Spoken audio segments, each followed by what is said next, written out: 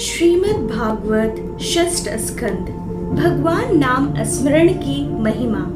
पंचम स्कंद के अंत में विभिन्न प्रकार के पापों का उल्लेख आया और उनके फल स्वरूप जीव किन किन नरकों में जाता है और कैसी कैसी यातनाएं उसे भोगनी पड़ती हैं, इस सब की चर्चा शुकदेव जी ने परीक्षित से की।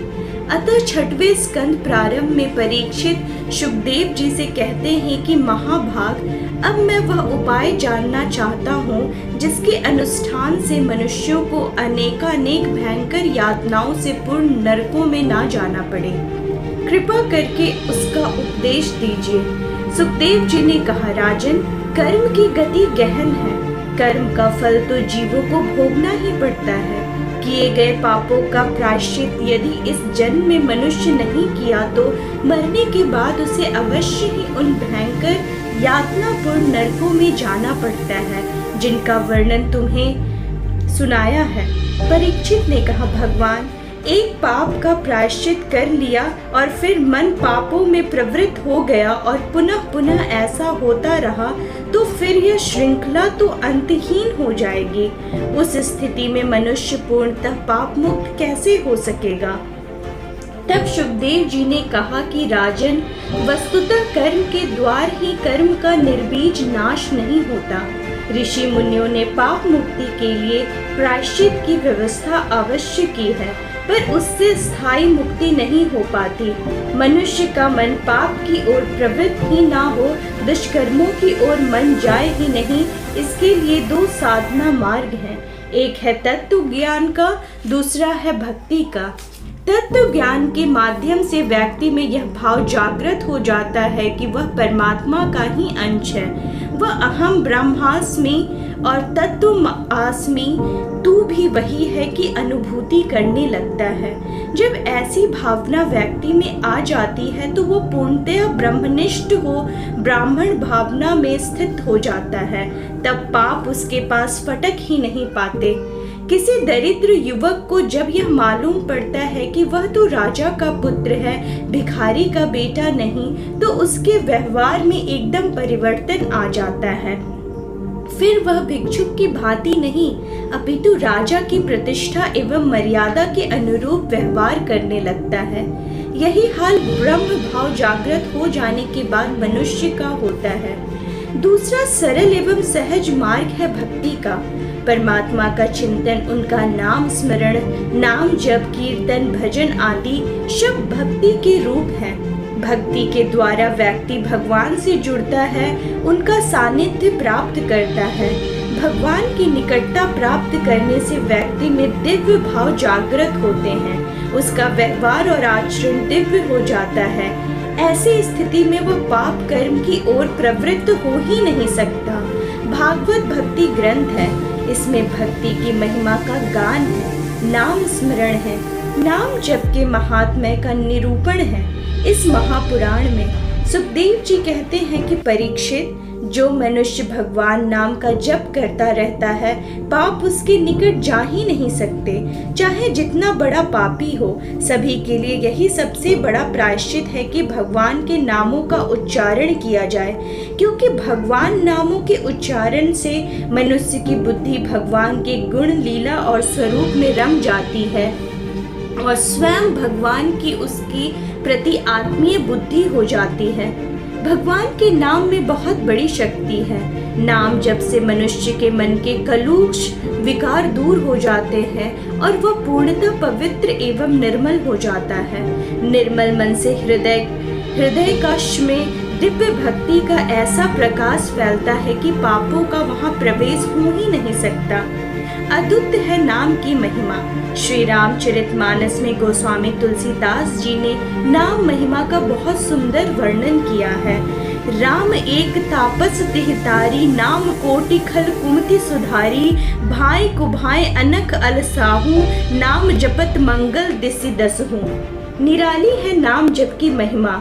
परमात्मा के नाम का स्मरण सतत करते रहोगे तो पाप नहीं होगा।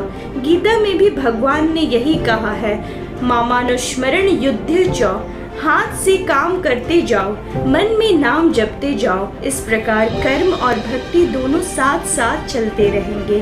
मन और कर्म दोनों भगवान को अर्पण कर दो, पाप की वासना चली जाएगी। वासना ही पाप का मूल है। वासना नष्ट हुई कि पाप भागा।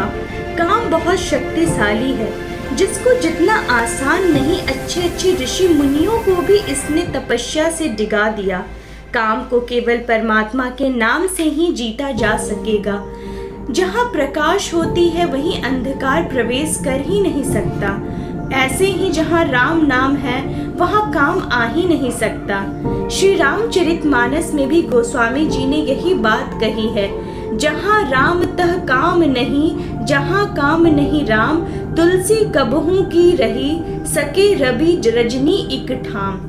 यहाँ नाम महिमा को समझाने के लिए सुखदेव जी ने अजामिल के जीवन का दृष्टांत दिया है। अजामिल का उपाख्यान। कान्यकुब्ज नगर कनौज में एक ब्राह्मण रहता था। उसका नाम था अजामिल। संसर्गजन दुष्ण से उसका सदाचार नष्ट हो चुका था, फलतः वह अनेक प्रकार के पाप कर्म करके जीवन यापन करता था। यद्यपि जीवन के पूर्वार्ध में वह विद्वान, सदाचारी और पवित्र व्यक्ति था। एक दिन वह समिधा लेने के लिए वन में गया।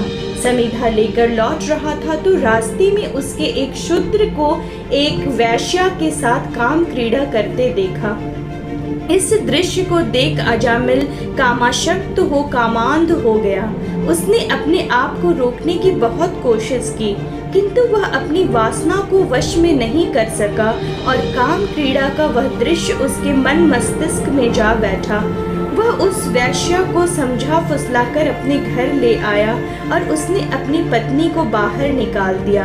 अजामिल उसके साथ रमण करने लगा। दिन रात उसकी इच्छाओं की पूर्ति के लिए वह पाप कर्म में रत रहने लगा। पाप आँख के द्वार से ही मन में प्रविष्ट होता है। आँख में विकार आया कि मन भ्रष्ट हुआ। मन के भ्रष्ट होने पर व्यक्ति परवश हो पाप में प्रवृत्त होता है।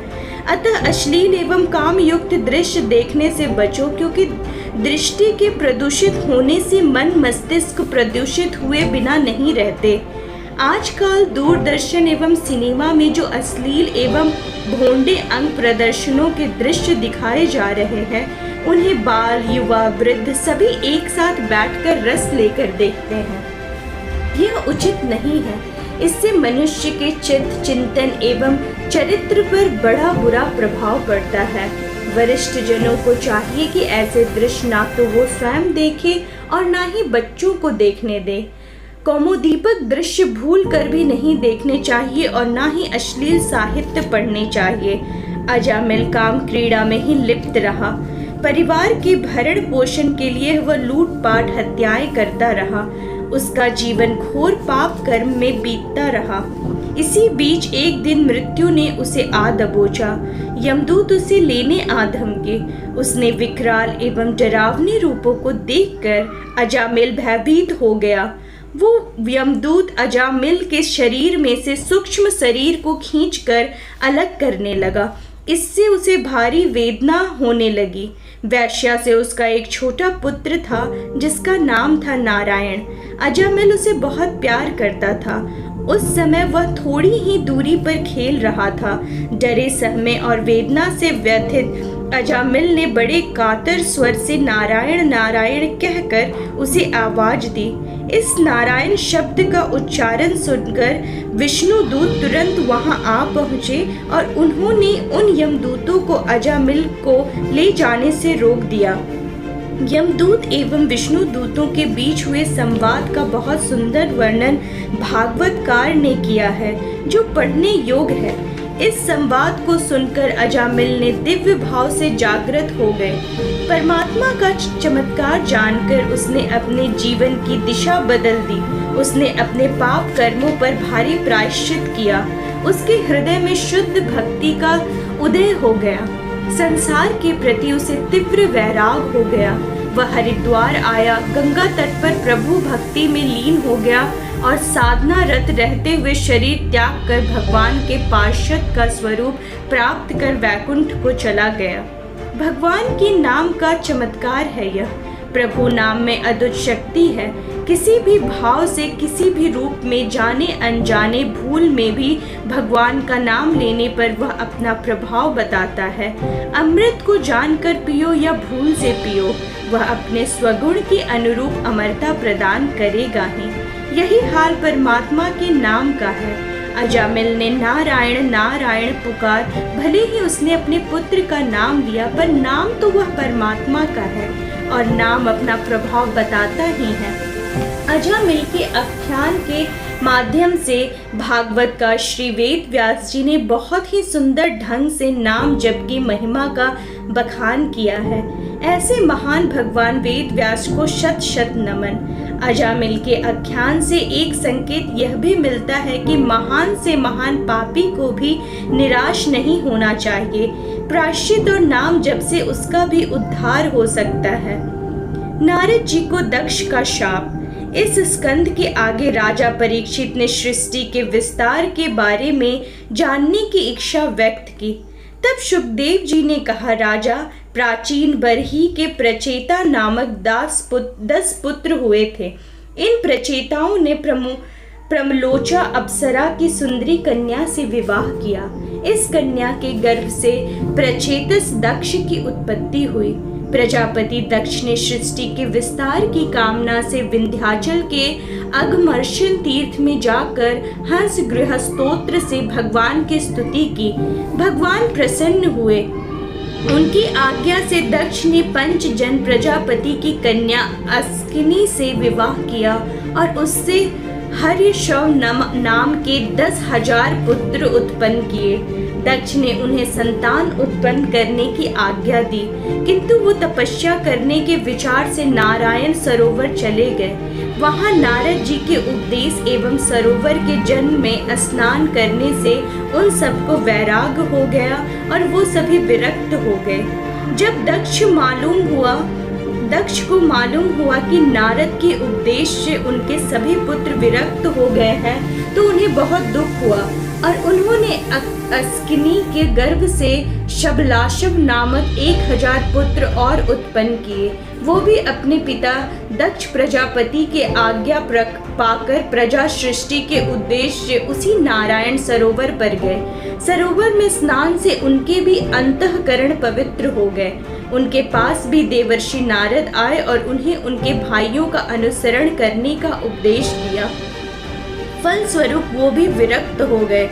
जब दक्ष प्रजापति को यह मालूम पड़ा तो उन्हें बहुत क्रोध आया और उन्होंने नारद को शाप दिया, मूढ़ जाओ, लोकांतरों में भटकते रहो, कभी भी तुम्हारे लिए ठहरने को ठौर नहीं होगी।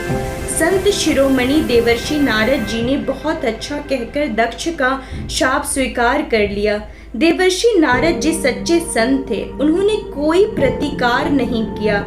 वास्तव में साधुता इसी का नाम है कि बदला लेने की शक्ति रहने पर भी दूसरे का किया अपकार सह लिया जाए। एतावन साधुवादो ही तिथि क्षेत्रश्वर स्वयं। तदंतर ब्रह्मा जी के अनन्य विनय करने पर दक्ष प्रजापति ने अपनी पत्नी अस्किनी के गर्भ से 60 कन्याएं उत्पन्न की। इनमें से कश्यप पत्नी अदिति के घर 12 संतानें हुई। इनमें से एक का नाम था त्वष्टा। त्वष्टा के एक पुत्र उत्पन्न हुआ जिसका नाम था विश्वरूप। वृत्रासुर की उत्पत्ति और उसके पूर्व जन्म की कथा। एक दिन जब इंद्र सिंहासन पर बैठे हुए थे तो वहां देवताओं के गुरु बृहस्पति आए। सत्ता के मद में डूबे इंद्र ने ना तो आसन से उठकर उन्हें प्रणाम किया और ना ही यथोचित सम्मान दिया। बृहस्पति तुरंत वहां से वापस चले गए। जब इंद्र को अपनी गलती का एहसास हुआ तो उन्होंने सभा में ही भारी पश्चाताप किया और वो गुरु के पास क्षमा मांगने पहुंचे, किंतु बृहस्पति वहां से अंतर ध्यान हो गए और उन्होंने देवताओं का त्याग कर दिया। गुरु का अपमान भूल कर भी मत करो। गुरु के रुष्ट होने पर व्यक्ति श्रीहीन हो जाता है, उसका वैभव, ऐश्वर्य, पद, प्रतिष्ठा सभी कुछ चला जाता है। दैत्यों ने देखा कि देवताओं के ऊपर से गुरु का संरक्षण समाप्त हो गया है। वो गुरुहीन हो गए हैं, अतः उन्होंने गुरु शुक्राचार्य का आशीर्वाद प्राप्त कर देवताओं पर आक्रमण कर दिया और स्वर्ग का साम्राज्य छीन लिया। पराचित देवता ब्रह्मा के पास पहुँचे। ब्रह्मा के परमानुसार उन्होंने त्वष्टा पुत्र विश्वरूपा को गुरु बनाया।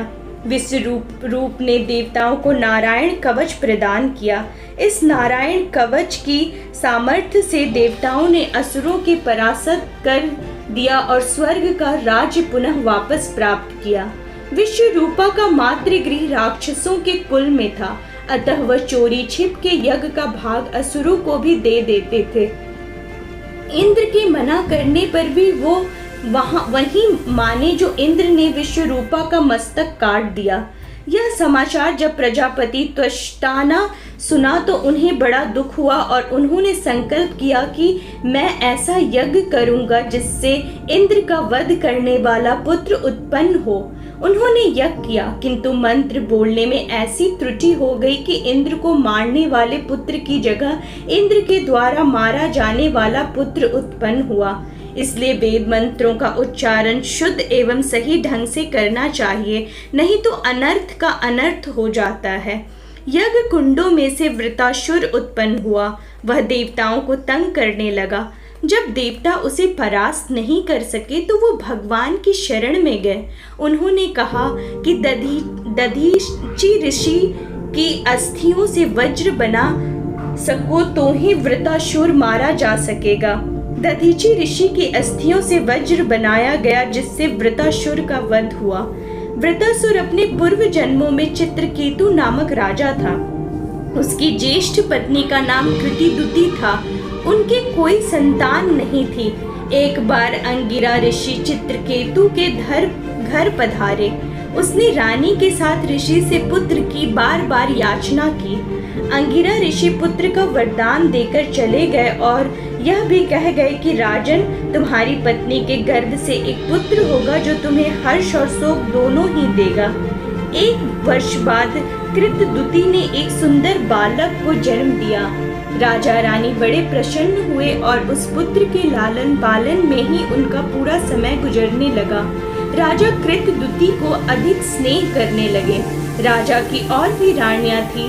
सौतिया डाह के कारण उन सब ने मिलकर एक दिन उस पुत्र को जहर दे दिया। शिशु के प्रण पखेरु उड़ गए। चित्रकेतु और कृतदुति ने जब देखा कि उनका प्रिय पुत्र मर गया है तो वो भारी विलाप करने लगे। इसी समय वहां अंगिरा ऋषि और नारद जी आ पहुँचे। दोनों ने बहुत समझाया कि हमने पहले ही कहा था कि पुत्र सुख ही नहीं दुख भी देता है, अतः पुत्र के कामना जाल में मत उलझो। जब राजा रानी शांत होते ना दिखे तो अंगिरा ने कहा कि हम तुम्हारे पुत्र की आत्मा को बुलाकर इस मृत शरीर में पुनः प्रविष्ट करा देते हैं, तुम उससे स्वयं बात कर लो। ऋषि ने ऐसा ही किया।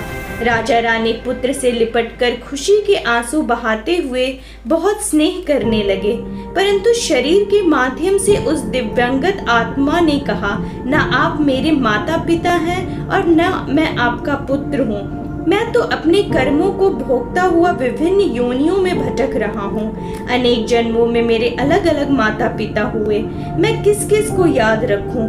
यह सुनकर राजा ज्ञान चक्षु खुल गए। नारद जी ने उन्हें संकर्षण विद्या का उपदेश दिया। उस उपदेशानुसार उन्होंने तपश्चर्या की। राजा ज्ञानी और सिद्ध हो गए, विद्याधरों के अधिपति हो गए। भगवान शेष ने उन्हें अपना पार्षद बना लिया। एक दिन विद्याधर चित्रकेतु आकाश में विहार करता हुआ कैलाश धाम जा पहुँचे। वहां चित्रकेतु ने देखा कि भारी सभा में शंकर जी पार्वती जी को गोद में बिठाए हुए हैं। यह दृश्य देखकर चित्रकेतु को बड़ा आश्चर्य हुआ और वो शिव दंपति के निकट जाकर शंकर जी को बुरा भला कहने लगा। वह बोला, आप तो जगदंध हैं, भरी सभा में यह कैसी घृष्टता कर रहे हैं आप? यह सुनकर शंकर जी तो कुछ नहीं बोले, उसकी अज्ञानता पर केवल मुस्कुरा कर भर दिए। पर पार्वती जी को बहुत क्रोध आया। उन्होंने चित्रकेतु को शाप दे दिया कि अब तुझे असुर योनि में जन्म लेना पड़ेगा। चित्रकेतु के क्षमा मांगने पर पार्वती जी ने कहा, तुझे शाप तो भुगतना पड़ेगा, परंतु अगले जन्म में तुझे अनन्य भक्ति प्राप्त होगी और तेरा उद्धार होगा। यही विद्याधर चित्रकेतु अगले जन्म में वृतासुर बना और भगवत भक्तों में उसकी गणना हुई। छठे स्कंद के अंत में कश्यप पत्नी दिति के संतान के रूप में 49 मरुदगणों की कथा आती है और पुंसवन व्रत के विधि विधान और महात्म्य का वर्णन है। इसी के साथ छठा स्कंद पूर्ण होता है।